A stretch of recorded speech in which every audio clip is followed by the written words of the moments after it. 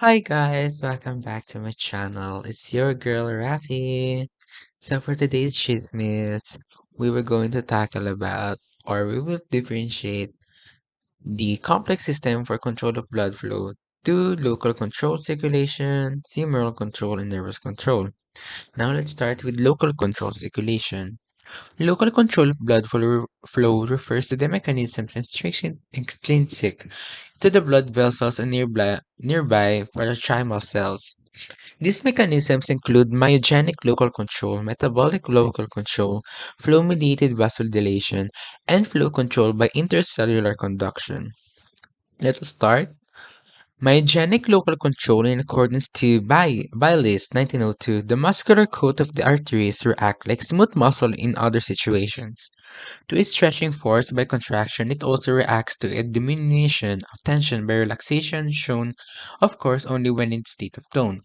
These reactions are independent of the central nervous system and are of a myogenic nature. The peripheral powers of reaction possessed by the arteries is such of a nature as to provide, as far as possible, for the maintenance for a constant flow of blood through the tissues supplied by them, whatever may be the height of the general blood pressure, except insofar they are directed overruled by impulses from the central nervous system.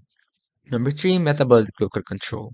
The underlying assumption is that communication occurs between parenchymal cells and the smooth muscle cells controlling the vascular resistance and capillary flow distribution. Because most tissues use aerobic metabolisms, the oxygen delivered from the blood flow to the tissue is often considered the regulated variable. If oxygen deliveries decrease or oxygen demand increase, the parenchymal cells produce a vasodilatory signal that increases tissue blood flow and capillary perfusion. Such the oxygen delivery is again matched to oxygen demand. Conversely, if oxygen delivered exceeded demand, the parenchymal cells decrease production of the vasodilatory signal until delivery and demand are again matched. There are numerous vasodilator candidates linked to metabolisms that can act as the feedback signals, such as adenosine, C2H, lactate, and etc. And it is likely that all participate to a variable extent depending on the tissue. 4. Flow-mediated vasodilation.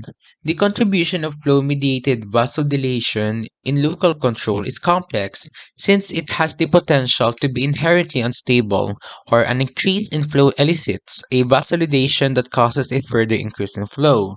However, the response varies with location in the arterial tree and is likely counterbalanced by metabolic and myogenic local control.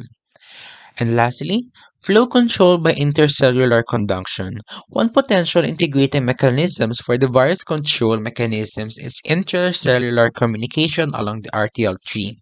The iontophoretic application of acetylcholine, the facilitation spreads from one region of an artery to another to or arteriole to another.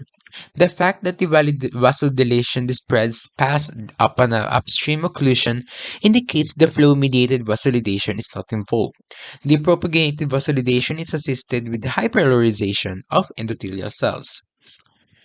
Now another factor, which is humoral control. A stimulus refers to the control of hormone, released in response to changes in extracellular fluids such as blood or the iron concentration in the blood. For example, a rise in blood glucose levels triggers the pancreatic release of insulin. And these are the two factors involved in human or humoral stimulus. 1. Hormonal stimuli refers to the increase of an hormone in response to another hormone. A number of endocrine glands release hormones when stimulated by hormones released by other endocrine glands. For example, the hypothalamus produces hormones that stimulate the anterior portion of the pituitary gland. The anterior pituitary in turn releases hormones that regulate hormone production by other endocrine glands. The anterior pituitary releases the thyroid-stimulating hormone, which then stimulates the thyroid gland to produce the hormones T3 and T4. As blood concentrations of T3 and T4 rise, they inhibit both with the pituitary and the hypothalamus in negative feedback loop. And two, the neural stimuli. In some cases, the nervous system directly stimulates endocrine glands to release hormones, which is referred as to neural stimuli. Recall that in short-term stress response, the hormones epinephrine and norepinephrine are important for providing the burst of energy required for the body to respond. Here, neural signaling from the sympathetic nervous system directs stimulate the adrenal medulla to release the hormones epinephrine and norepinephrine in response to stress. And lastly, we have nervous control. Neurological regulation of blood pressure and flow depends on the cardiovascular centers located in the medulla oblongata.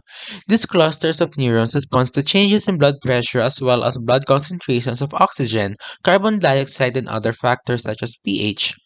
Factors involved in neurological control, we have baroreceptor function. The baroreceptor are specialized stretch receptors located within thin areas of blood vessels and heart chambers that respond to the degree of stretch caused by presence of blood. They send impulses to the cardiovascular center to regulate blood pressure. Vascular baroreceptors are usually found primarily in sinuses, within the aorta and carotid arteries. Baroreceptors reflexes. When blood pressure rises too high, baroreceptors fire at a higher rate and trigger parasympathetic stimulation to the heart. As a result, cardiac output falls, sympathetic stimulation of the peripheral arterioles will be decreased, resulting in vasodilatation. Combine these activities cause blood pressure to fall, the baroreceptor in the vena cava and right atrium monitor blood pressure as the blood returns to the heart from the systematic circulation.